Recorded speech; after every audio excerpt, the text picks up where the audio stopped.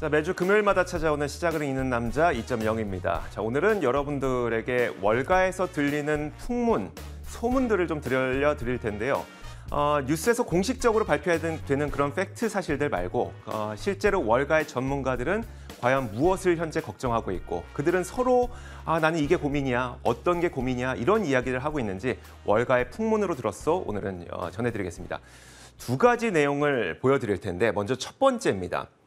자, 요즘에 이 월가에서 굉장히 많은 말들이 있다고 합니다. 그중에서도 비축류가 고갈되고 있다는 이야기가 월가의 전문가들 사이에서 서로의 걱정거리로 많이 화두가 되고 있다고 해요. 그리고 두 번째가 마카오 카지노인데요. 요즘에 월가의 전문가들은 이 마카오 카지노에도 상당한 관심을 갖고 있다고 합니다. 어떤 얘기인지 하나씩 살펴보도록 하죠.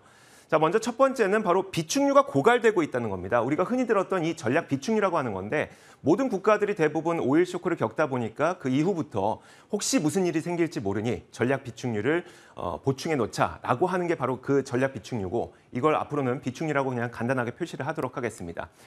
자, 이 비축류가 고갈되고 있다고 하는데 과연 얼만큼 고갈되고 있는지를 지금 살펴보도록 할게요.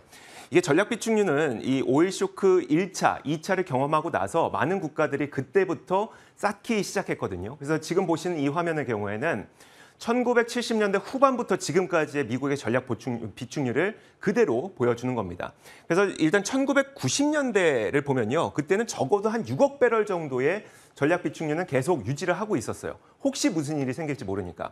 그리고 2000년대 들어서는 그리고 2010년대 들어서는 7억 배럴 정도의 이 비축류를 계속 보유를 하고 있었어요. 원유의 사용량이 늘어나니까 비축류의 보충량도 좀 늘어나야 되겠죠.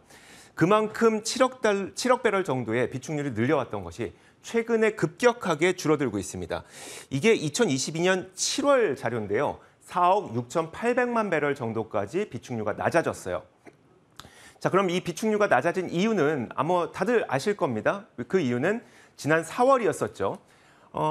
바이든 대통령이 국내의 미국의 에너지 시장을 안정화시키기 위해서 비축류를 1억 8천만 배럴 정도 방출하라라고 주문을 내렸기 때문이었었는데 당시에 쌓여있던 비축류의 양은 약 5억 6,800만 배럴 정도였었어요.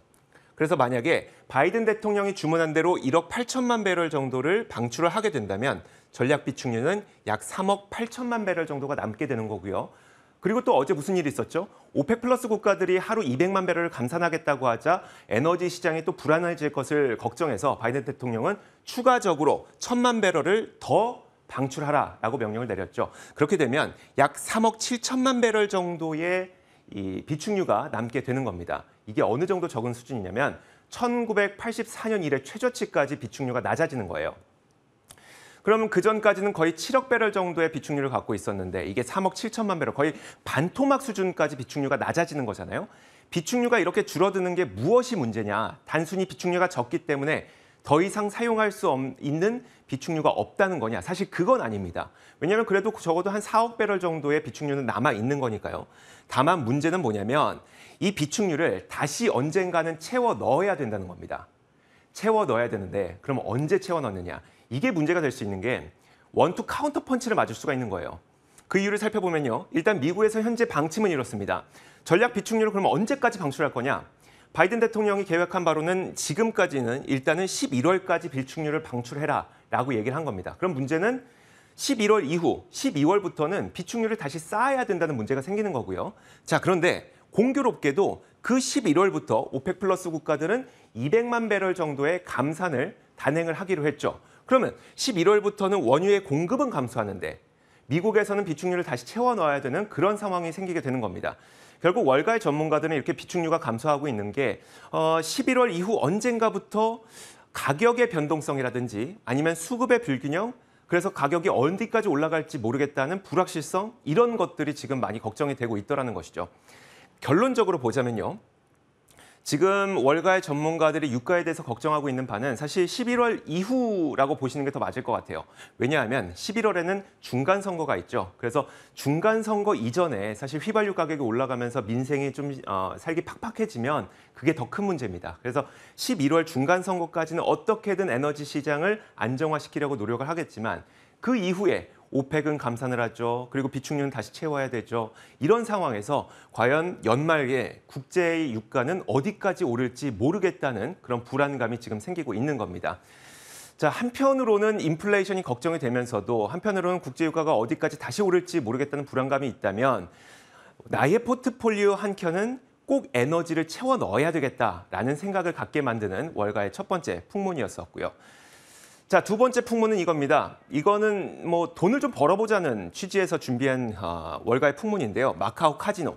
요즘에 월가의 전문가들이 마카오 카지노에 관심이 상당히 많은 것으로 보여요. 이게 마카오 카지노라고 하는 게 우리가 폭넓게 여행주를 얘기하는 거 아니고요. 폭넓게 뭐 항공주, 크루즈주 뭐 이런 것들 얘기하는 거 아니고 딱 마카오 카지노에 상당한 관심을 갖고 있는 것으로 보입니다.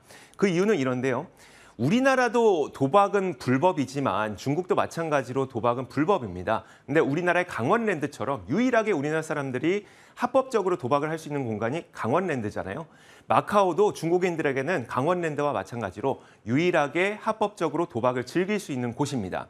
그래서 아마 예전에 뉴스 이런 것들 보셨을 거예요. 헬기 타고 마카오에 가서 도박을 했던 뭐 거부의 이야기도 뉴스에 나오기도 했었는데 그만큼 마카오는 중국인들이 찾아가서 합법적으로 도박을 즐길 수 있는 곳입니다. 그런데 여러분들 뉴스 보셨던 것처럼 오는 11월부터 중국인의 단체 관광이 마카오에서 이제 허용이 되는데 이게 어떤 의미를 갖게 되는지 표를 함께 보시면서 이야기를 나눠볼게요.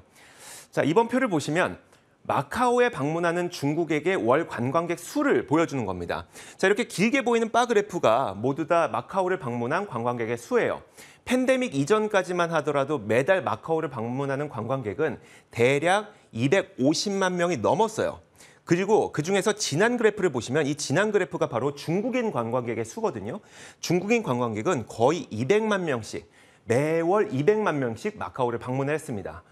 자, 그런데 지금 뭐 팬데믹 지나고 지금 봉쇄와 해제를 계속 반복한다고는 하지만 결국 마카오를 지금 방문하고 있는 중국의 관광객의 수는 대략 매월 50만 명밖에 안 됩니다. 그런데 11월부터 마카오에 중국인의 단체 관광이 허용된다면 200만 명까지 늘어나게 되면 거의 관광객 수는 4배가량 늘어나게 되는 거죠.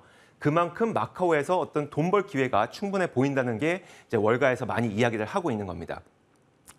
자, 그러다 보니까 이게 항공주, 뭐 여행주 이런 걸 다 포함하는 것이 아니라 마카오의 카지노 관련주들을 많은 관심을 갖고 있는데 그러면 여러 호텔 리조트 가운데 마카오에서 사업 비중이 높은 그리고 마카오에 카지노를 운영하고 있는 기업은 어디인지를 봤습니다.